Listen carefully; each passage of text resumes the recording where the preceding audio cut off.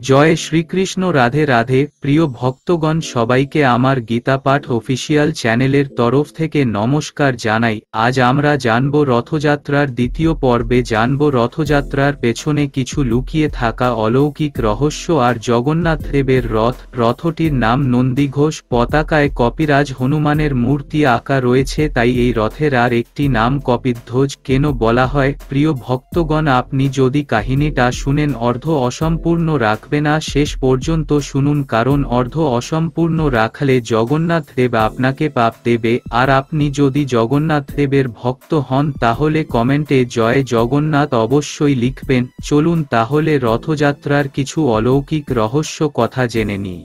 গীতাপাঠ official channel subscribe করে পাশে থাকা বেল আইকন প্রেস করুন আমাদের ভিডিও সবার প্রথমে দেখতে। প্রতি বছর আষাঢ় মাসের শুক্লপক্ষের দ্বিতীয়া তিথিতে ভারত, বাংলাদেশ সহ বিশ্বের অনেক দেশে বর্ণাঢ্য অনুষ্ঠানের মধ্য দিয়ে জগন্নাথ দেবের রথযাত্রা উৎসব সাড়ম্বরে পালন করা হয়। রথে থাকেন জগন্নাথ, বলরাম, সুভদ্রার খর্বাকৃতি মূর্তি।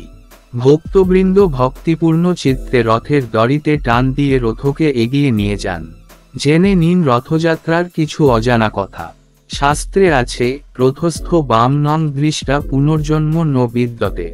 রথের উপরে খর্বাকৃতি বামন জগন্নাথকে দর্শন করলে তার পুনর্জন্ম হয় না। তাই রথের দড়ি ধরে রথ টানা মহাপুণ্য কর্ম বলে সনাতন ধর্মে স্বীকৃতি লাভ করেছে। প্রাচীন ভারতীয় গ্রন্থ ব্রহ্মাণ্ড পুরাণ ও পদ্মপুরাণে এই রথযাত্রার উল্লেখ পাওয়া যায়। রথযাত্রার মূলে রয়েছে বৌদ্ধ ধর্ম ও সংস্কৃতির ব্যাপক প্রভাব।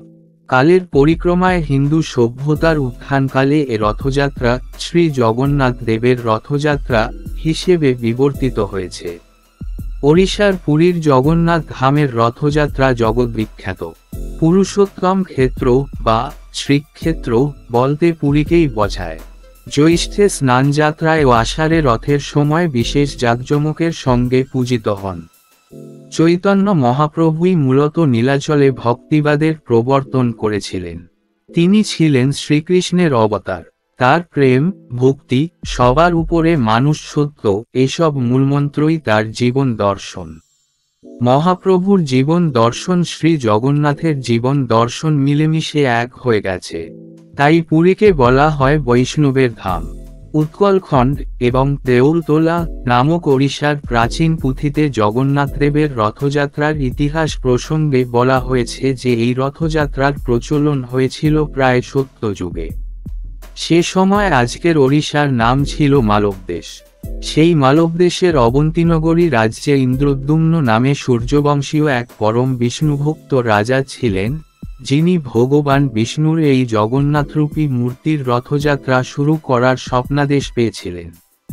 পরবর্তীকালে রাজা ইন্দ্রদ্যুম্ন পুরীর এই জগন্নাথ মন্দির নির্মাণ ও রথযাত্রার প্রচলন করেন।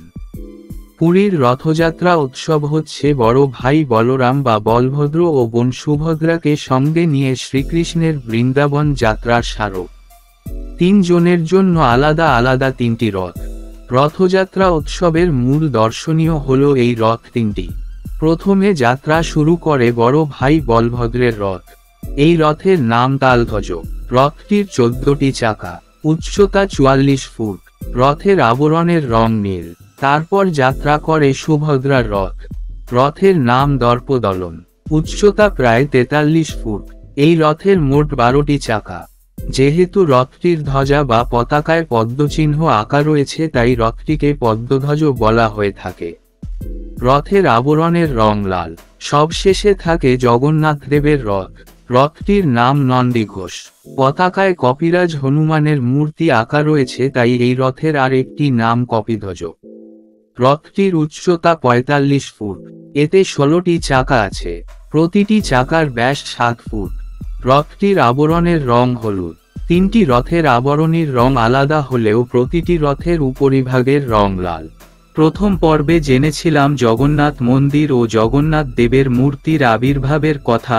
আজ আমরা জানলাম রথযাত্রার অলৌকিক রহস্য ও এই রথের আর একটি নাম কপিধ্বজ। প্রিয় ভক্তগণ, কাহিনীটা ভালো লাগলে অবশ্যই লাইক দেবেন, যথাযথ শেয়ার করুন যাতে করে এরকম নতুন নতুন অজানা অলৌকিক রহস্যজনক ভিডিও আপনাদের জন্য আমার চ্যানেলে দিতে পারি। এরকম অজানা রহস্যজনক ভিডিও পেতে কমেন্ট করুন, আমরা সেই নিয়ে একটি ভিডিও বানাবো। এখনো পর্যন্ত যারা আমার গীতা পাঠ অফিসিয়াল চ্যানেল সাবস্ক্রাইব করনি, অবশ্যই চ্যানেলটি সাবস্ক্রাইব করে আমাদের পরিবারের একটি অংশ হয়ে যান। আবার দেখা হবে নতুন একটি ভিডিও নিয়ে, ততক্ষণ আপনারা এই ভিডিওগুলি দেখতে পারেন। ধন্যবাদ।